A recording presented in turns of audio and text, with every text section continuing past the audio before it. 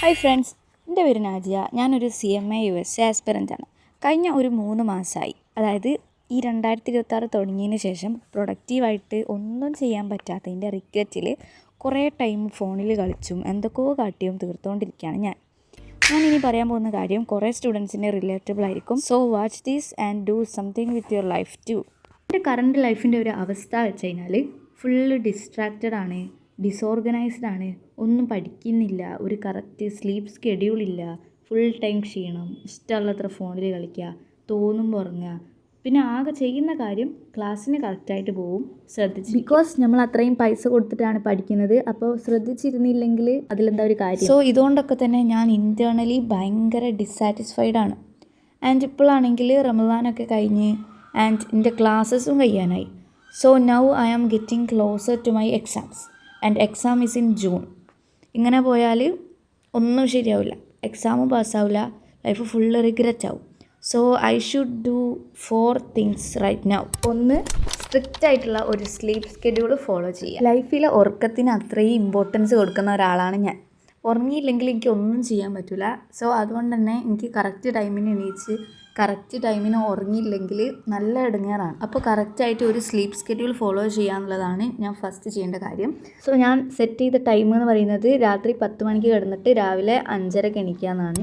ഇനി രണ്ടാമത് ചെയ്യേണ്ട കാര്യം, എക്സാം കഴിയുന്നവരെ ഇൻസ്റ്റ ഡിലീറ്റ് ചെയ്യുക.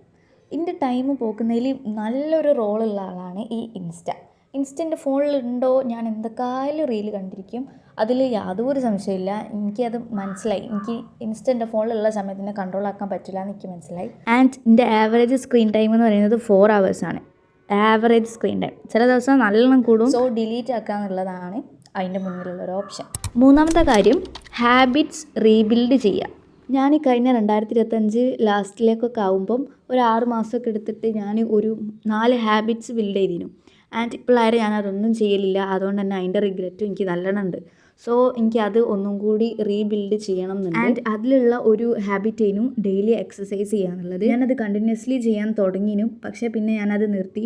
ആൻഡ് എക്സസൈസ് ചെയ്യാന്ന് പറയുന്നത് വളരെ നല്ല കാര്യമാണ്. നമ്മൾ ഫിസിക്കൽ ഹെൽത്തിനായിക്കോട്ടെ മെൻ്റൽ ഹെൽത്തിനായിക്കോട്ടെ നല്ല മാറ്റം ഉണ്ടാവും, നല്ലൊരു പ്രത്യേക ഒരു സന്തോഷം ഉണ്ടാവും. നാലാമത്തെ കാര്യം, പഠിക്കാൻ തുടങ്ങുക. എനിക്ക് എക്സാം ആണെന്ന് പറഞ്ഞല്ലോ ജൂണിൽ. ബട്ട് എൻ്റെ കറണ്ട് സിറ്റുവേഷൻ വെച്ചിട്ട് എനിക്ക് എന്തൊക്കെ അറിയാമെന്നോ, എവിടെ നിന്ന് റിവൈസ് ചെയ്യണമെന്നോ, എവിടെ നിന്ന് തുടങ്ങണമെന്നോ ഒന്നും എനിക്കൊരു ഐഡിയ ഇല്ല. സോ ഒരു ദിവസം അതിനായിട്ട് മെനക്കെട്ടിരുന്ന് ഒരു അടിപൊളി സ്റ്റഡി പ്ലാൻ ഉണ്ടാക്കി അതനുസരിച്ച് പഠിക്കുക എന്നുള്ളതാണ് നാലാമത്തെ കാര്യം. ഇൻഷാ അല്ലാഹ് ഞാൻ സ്റ്റഡി പ്ലാൻ ഉണ്ടാക്കിയിട്ട് ഞാൻ അപ്ലോഡ് ചെയ്യാൻ പറ്റുമോ എന്ന് നോക്കാം. അപ്പോൾ ഇത്രയൊക്കെ കാര്യങ്ങളാണ് ആ 4 കാര്യങ്ങൾ.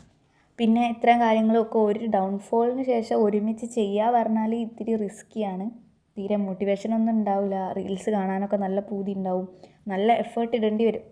സോ ഞാനൊരു ഹാബിറ്റ് ട്രാക്കർ ഉണ്ടാക്കിയിട്ടുണ്ട്. എന്നിട്ട് ഞാൻ വിചാരിക്കുന്നത് ഒരു 10 days കൂടുമ്പം പ്രോഗ്രസ്സൊക്കെ അനുസരിച്ച് ഒരു റിവാർഡും സെറ്റ് ചെയ്യാമെന്നാണ്. ലൈക്ക് എനിക്കിഷ്ടപ്പെട്ട ഫുഡ് ഓർ അങ്ങനെ എന്തെങ്കിലുമൊക്കെ. അപ്പോൾ നമുക്ക് ഒരു മോട്ടിവേഷൻ ആവുമല്ലോ ഇതൊക്കെ ചെയ്യാനായിട്ട്, നമ്മളെ കൺട്രോൾ ആക്കാൻ വേണ്ടിയിട്ടൊക്കെ ഒരു മോട്ടിവേഷൻ ആവും. സോ അത്രയൊക്കെ കാര്യങ്ങളാണ് പറയാനുള്ളത്. ഐ ഹോപ്പ് ഈ വീഡിയോന്ന് എന്തെങ്കിലും ഒരു വാല്യൂ നിങ്ങൾക്ക് കിട്ടിയെന്ന്. അപ്പോൾ വീഡിയോ ഇഷ്ടപ്പെട്ടാൽ ലൈക്ക് ചെയ്യുക, സബ്സ്ക്രൈബ് ചെയ്യുക, സപ്പോർട്ട് ചെയ്യുക. അപ്പം അടുത്ത വീഡിയോ ആയിട്ട് കാണാം. Thank you for watching. By.